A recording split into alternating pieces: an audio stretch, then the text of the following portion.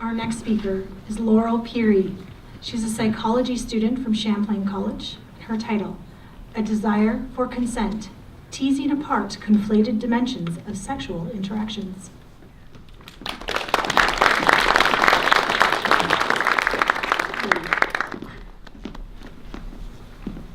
Consent is sexy. Draw the line. Consent come first.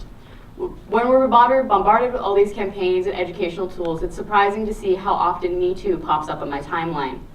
While most crimes in Canada have decreased in the past 10 years, sexual assaults have either maintained or increased, and these are just statistics on accounted cases.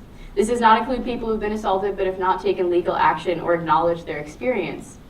Research on those unacknowledged sexual assault survivors led Peterson and Mullenhart to investigate the premise that desire and consent are not mutually exclusive. This explains that you can desire sex without consenting to it, and consent to sex you do not desire. An example of this might be desiring a cookie but not wanting to consume it due to the caloric intake. Peterson and Mullenhart interviewed women who had experienced sexual assault but did not consider their experience assaultive because they'd been attracted to their attacker. They wanted to avoid the all too common "she wanted it" argument. A deep understanding of want as separate from consent could encourage more survivors to seek supports and avoid persecution.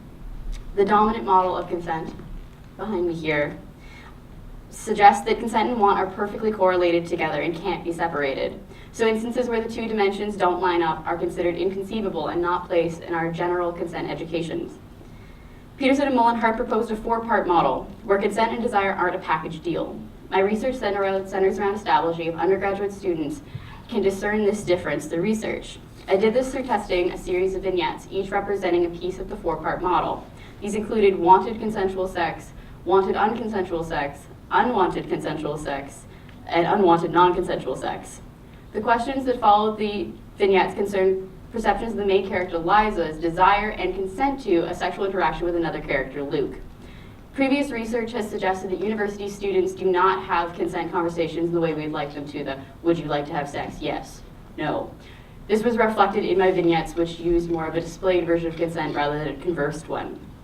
Analysis showed that there were significant differences in consent perception, i.e. participants were able to discern, despite want, whether a situation was consensual or non-consensual. This supports that students understand a separation of consent from want. This is good news. Something is working. It's getting through. When we started doing analysis for want, we saw a couple of differences. In situations where want was positive but consent differed, there was an analyzed difference in want. This could be explained by our consent-focused education, as the consent factor is taking precedence over want. It is great that students are cognizant of consent aspect separate of want. It gives hope that members of society will continue to foster a world where consent comes first and victim blaming is dissipated. The next move will be to imbue future generations with a deeper, more nuanced understanding of want and consent. Happy International Women's Day, everyone.